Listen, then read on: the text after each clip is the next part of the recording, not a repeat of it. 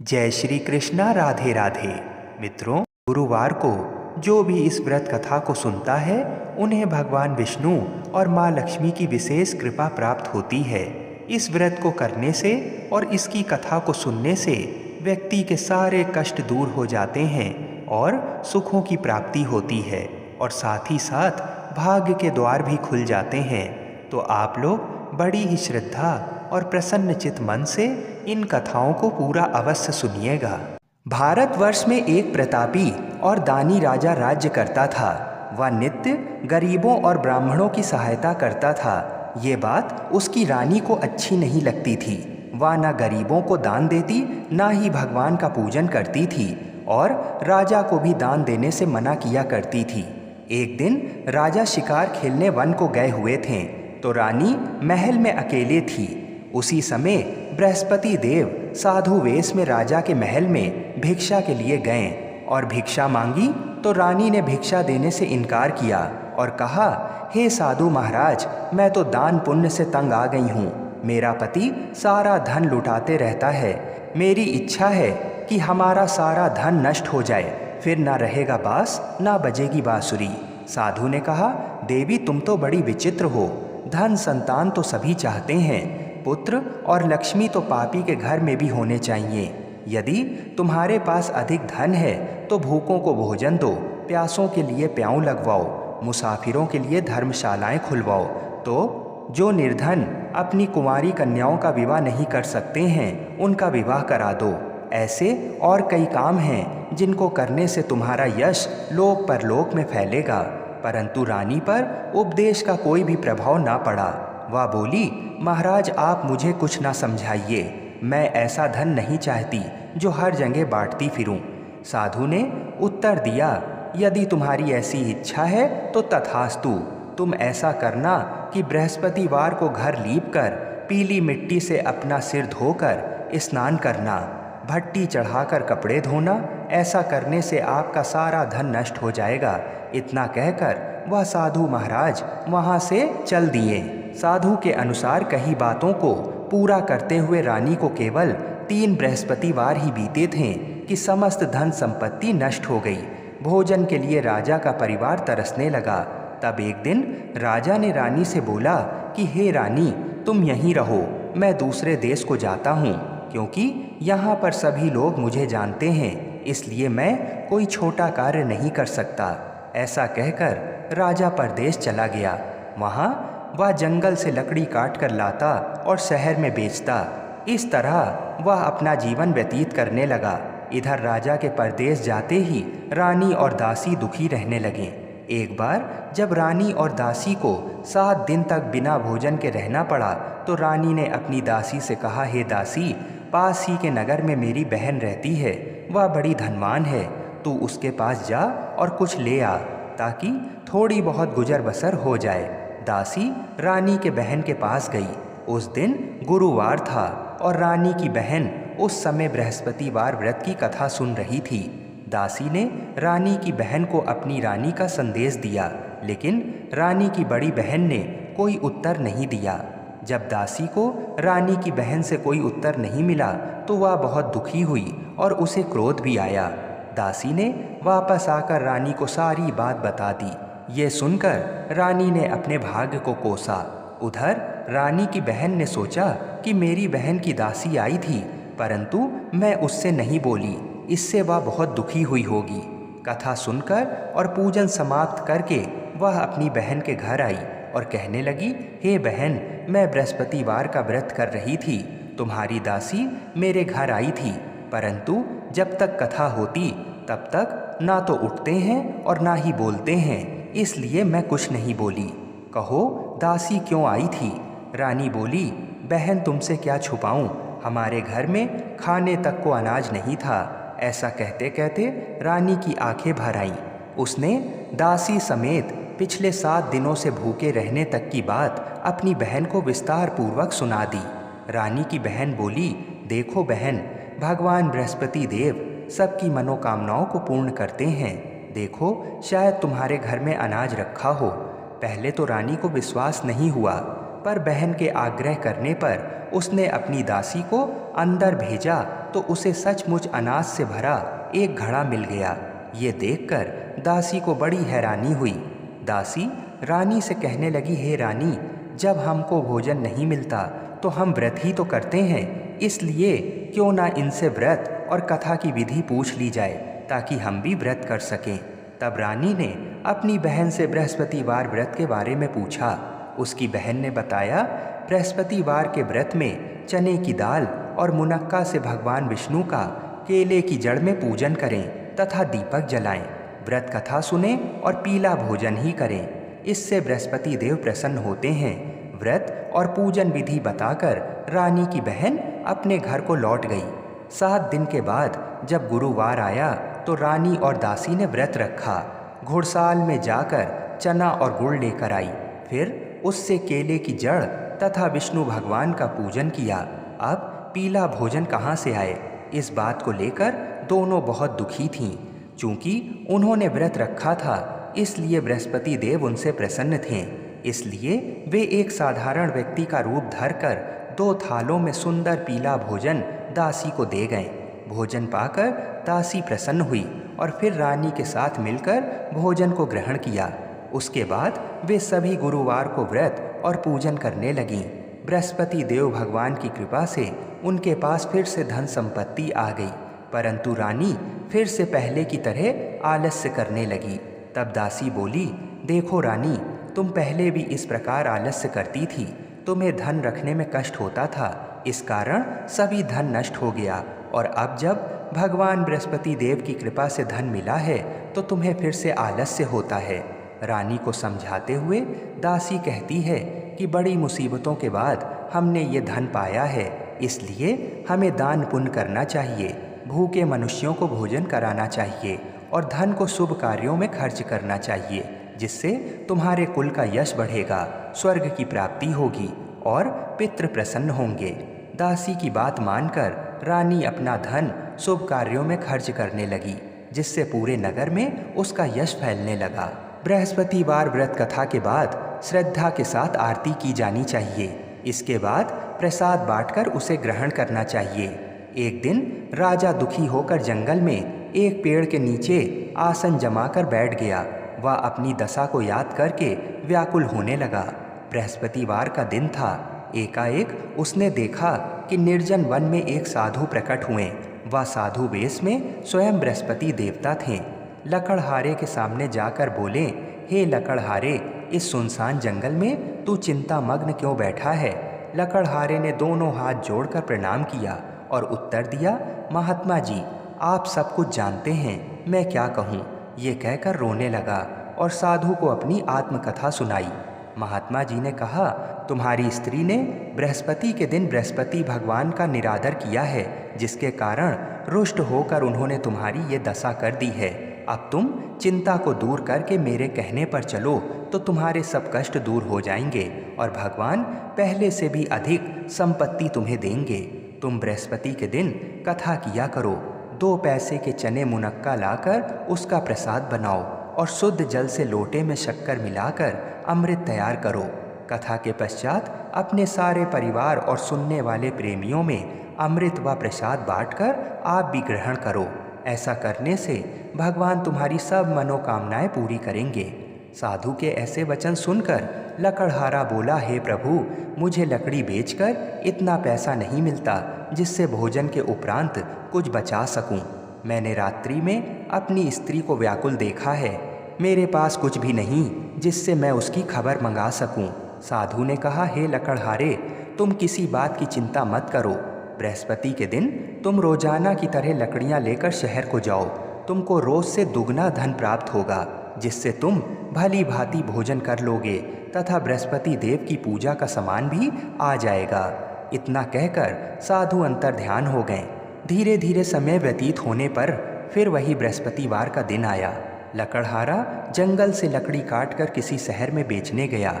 उसे उस दिन और दिन से अधिक पैसा मिला। राजा ने चना गुड़ आदि लाकर गुरुवार का व्रत किया। उस दिन से उसके सभी कलेश दूर हुए। परंतु जब दोबारा गुरुवार का दिन आया तो बृहस्पतिवार का व्रत करना भूल गया। इस कारण बृहस्पति भगवान नाराज हो गए। उस दिन उस नगर के राजा ने विशाल यज्ञ का आयोजन किया तथा शहर में ये घोषणा करा दी कि कोई भी मनुष्य अपने घर में भोजन ना बनावे, ना आग जलावे, समस्त जनता मेरे यहाँ भोजन करने आए। इस आज्ञा को जो नहीं मानेगा उसे फांसी की सजा दी जाएगी। इस तरह की घोषणा संपूर्ण नगर में करवा दी गई। राजा की आज्ञा अनुसार शहर के सभी लोग भोजन करने गए, लेकिन लकड़हारा कुछ देर से पहुंचा, इसलिए राजा उसको अपने साथ घर लिवा ले गए और वहां ले जाकर भोजन करा रहे थे तो रानी की दृष्टि उस खूंटी पर पड़ी जिस पर उसका हार लटका हुआ था। वह वहां पर दिखाई नहीं दिया। रानी ने निश्चय किया कि मेरा हार इस मनुष्य ने चुरा लिया है। उसी समय सिपाहियों को बुलाकर उसको कारागार में डलवा दिया।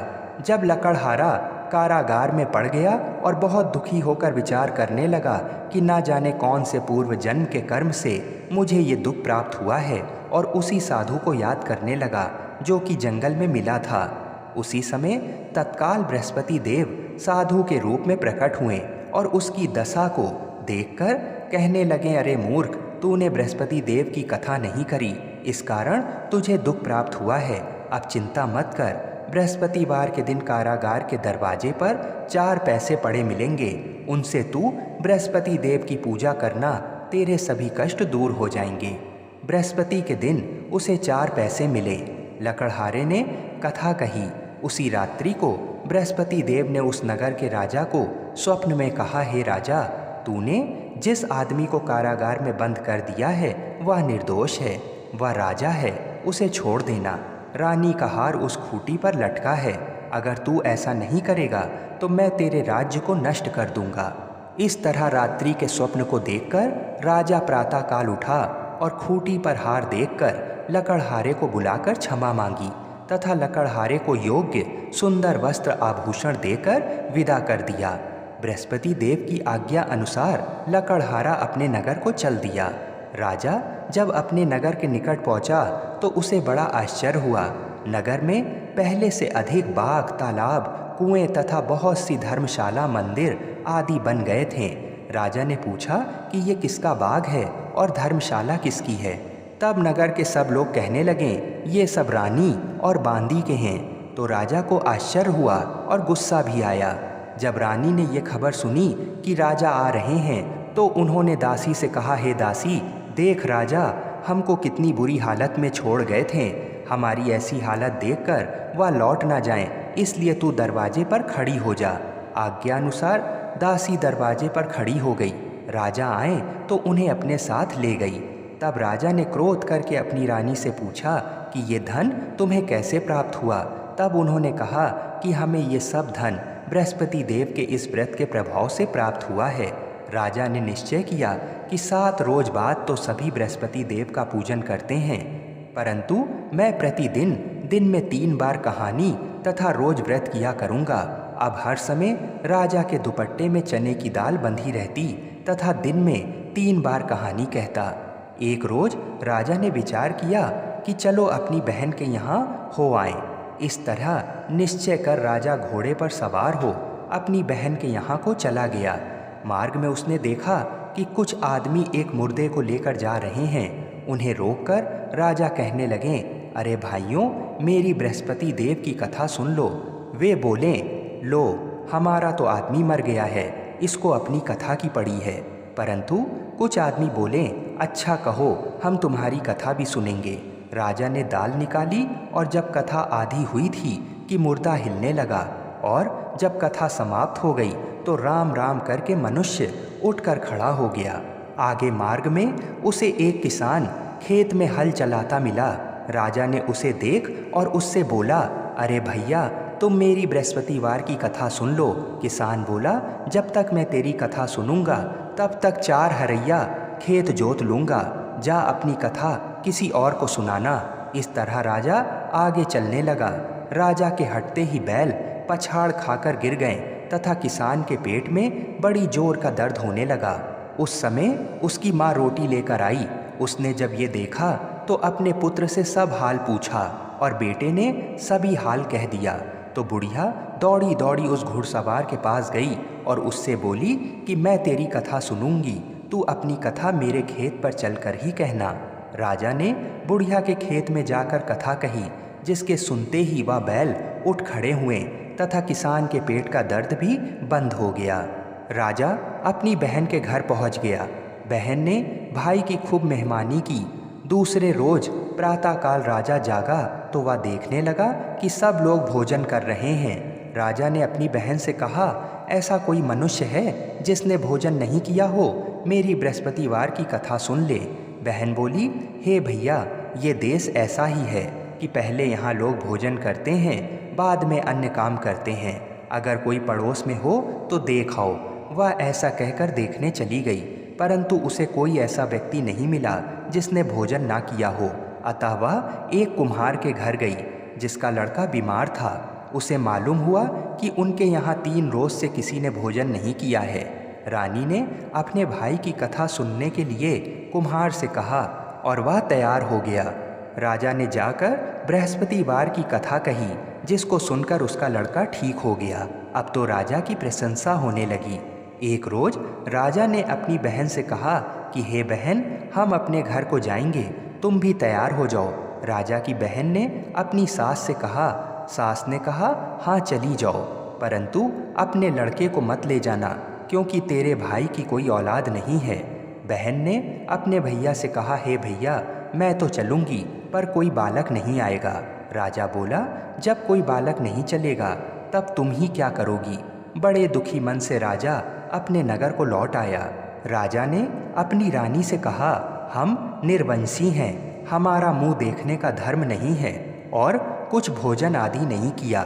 रानी बोली, हे प्रभु, बृहस्पति देव ने हमें सब कुछ दिया है, वह हमें औलाद अवश्य देंगे। उसी रात को बृहस्पति देव ने राजा से स्वप्न में कहा, हे राजा उठ, सभी सोच त्याग दे, तेरी रानी गर्भ से है। राजा को ये बात सुनकर बड़ी खुशी हुई। 9वें महीने में रानी के गर्भ से एक सुंदर पुत्र पैदा हुआ। तब राजा बोला, हे रानी, स्त्री बिना भोजन के रह सकती है, पर बिना कहे नहीं रह सकती। जब मेरी बहन आवे तो तुम उससे कुछ कहना मत। रानी ने सुनकर हाँ कर दिया।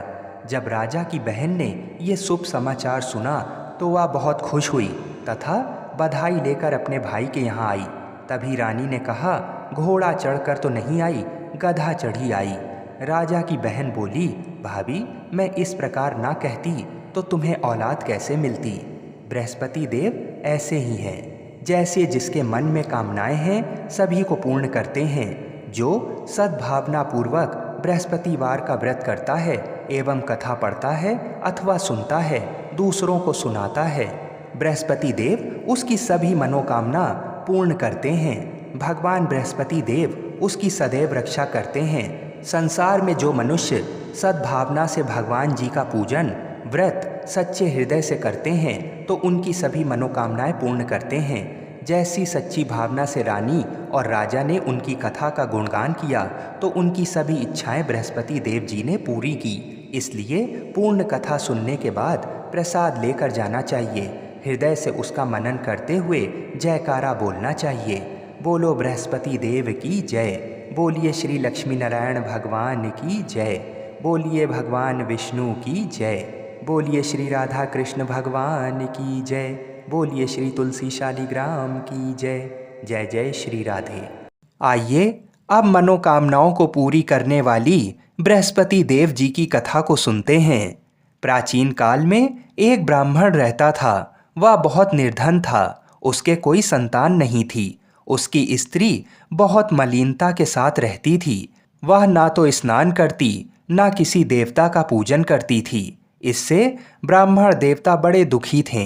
बेचारे बहुत कुछ कहते थे, किंतु उसका कुछ परिणाम नहीं निकलता था। भगवान की कृपा से ब्राह्मण की स्त्री के कन्या रूपी रत्न पैदा हुआ। कन्या बड़ी होने पर प्रातः स्नान करके विष्णु भगवान का जाप व बृहस्पतिवार का व्रत करने लगी। अपने पूजन पाठ को समाप्त करके विद्यालय जाती तो अपनी मुट्ठी में जौ भर कर ले जाती और पाठशाला के मार्ग में डालती जाती। जब वह पाठशाला से लौटती तो ये जौ स्वर्ण के हो जाते थे और वह लौटते समय उनको बीन कर घर ले जाती थी। एक दिन वह बालिका सूप में उस सोने के जौ को फटक कर साफ कर रही थी कि उसके पिता ने ये करते हुए देख लिया और कहा, बेटी, सोने के जौ के लिए सोने का सूप होना चाहिए। दूसरे दिन बृहस्पतिवार था। इस कन्या ने बृहस्पतिवार का व्रत रखा और बृहस्पति देव से प्रार्थना करके कहा, मैंने आपकी पूजा सच्चे मन से की हो तो मेरे लिए सोने का सूप दे दो। बृहस्पति देव ने उसकी प्रार्थना स्वीकार कर ली। रोजाना की तरह वह कन्या जौ फैलाती हुई जाने लगी। जब लौटकर जौ बीन रही थी तो बृहस्पति देव की कृपा से सोने का सूप मिला। उसे वह घर ले आई और उसमें जौ साफ करने लगी, परंतु उसकी माँ का वही ढंग रहा। एक दिन की बात है, वह कन्या सोने के सूप में जौ साफ कर रही थी। उस समय उस शहर का राजपुत्र वहां से होकर निकला। इस कन्या के रूप और कार्य को देखकर मोहित हो गया तथा अपने घर आकर भोजन तथा जल त्याग कर उदास होकर लेट गया। राजा को इस बात का पता लगा तो अपने प्रधानमंत्री के साथ उसके पास गए और बोले, हे बेटा, तुम्हें किस बात का कष्ट है? किसी ने अपमान किया है अथवा और कारण हो सो कहो, मैं वही कार्य करूँगा जिससे तुम्हें प्रसन्नता हो। अपने पिता की राजकुमार ने बातें सुनी तो वह बोला, मुझे आपकी कृपा से किसी बात का दुख और कष्ट नहीं है। किसी ने मेरा अपमान नहीं किया है, परंतु मैं उस लड़की से विवाह करना चाहता हूँ जो सोने के सूप में जौ साफ कर रही थी। ये सुनकर राजा आश्चर्य में पड़ गए और बोले, बेटा, इस तरह की कन्या का पता तुम ही लगाओ, मैं उसके साथ तुम्हारा विवाह अवश्य ही करवा दूंगा। राजकुमार ने उस लड़की के घर का पता बतलाया। तब मंत्री उस लड़की के घर गए और ब्राह्मण देवता को सभी हाल बताया। ब्राह्मण देवता राजकुमार के साथ अपनी कन्या का विवाह करने के लिए तैयार हो गए तथा विधि विधान के अनुसार ब्राह्मण की कन्या का विवाह राजकुमार के साथ हो गया। कन्या के घर से जाते ही पहले की भांति उस ब्राह्मण देवता के घर में गरीबी का निवास हो गया। अब भोजन के लिए भी अन्न बड़ी मुश्किल से मिलता था। एक दिन दुखी होकर ब्राह्मण देवता अपनी पुत्री के पास गए। तब बेटी ने पिता की दुखी अवस्था को देखा और अपनी माँ का हाल पूछा। तब ब्राह्मण ने पूरा हाल बता दिया। कन्या ने बहुत सा धन देकर अपने पिता को अपने घर से विदा कर दिया। इस तरह ब्राह्मण का कुछ समय सुखपूर्वक व्यतीत हुआ। कुछ दिन बाद वह फिर वही हाल का हो गया। ब्राह्मण फिर अपनी कन्या के यहाँ गया और सारा हाल कहा तो लड़की बोली, हे पिताजी, आप माता को यहाँ लिवा लाओ, मैं उसे विधि बता दूंगी जिससे गरीबी दूर हो जाए। वह ब्राह्मण देवता अपनी स्त्री को साथ लेकर पहुँचे तो अपनी माँ को वह लड़की समझाने लगी, हे माँ, तुम प्रातःकाल प्रथम स्नान आदि करके विष्णु भगवान का पूजन करो तो तुम्हारी सब दरिद्रता दूर हो जाएगी। परंतु उसकी माँ ने एक भी बात नहीं मानी और प्रातःकाल उठकर अपनी पुत्री के बच्चों की जूठन को खा लिया। इससे उसकी पुत्री को भी बहुत क्रोध आया और एक रात को कोठरी से सभी सामान निकाल दिया और अपनी माँ को उसमें बंद कर दिया। प्रातःकाल उसे निकाला तथा स्नान आदि करा के पाठ करवाया तो उसकी माँ की बुद्धि ठीक हो गई और फिर प्रत्येक बृहस्पतिवार को व्रत रखने लगी। इस व्रत के प्रभाव से उसके माँ बाप बहुत ही धनवान और पुत्रवान हो गए और बृहस्पति जी के प्रभाव से इस लोक के सुख भोग कर स्वर्ग को प्राप्त हुए। आप सभी लोग बड़ी ही श्रद्धा और प्रेम से बोलिए, विष्णु भगवान की जय। हम ऐसी मंगल कामना करते हैं कि भगवान श्री लक्ष्मी नारायण जी और बृहस्पति देव जी तथा भगवान शिव और माता पार्वती हम सभी की मनोकामनाओं को अवश्य ही पूर्ण करें। हर हर महादेव।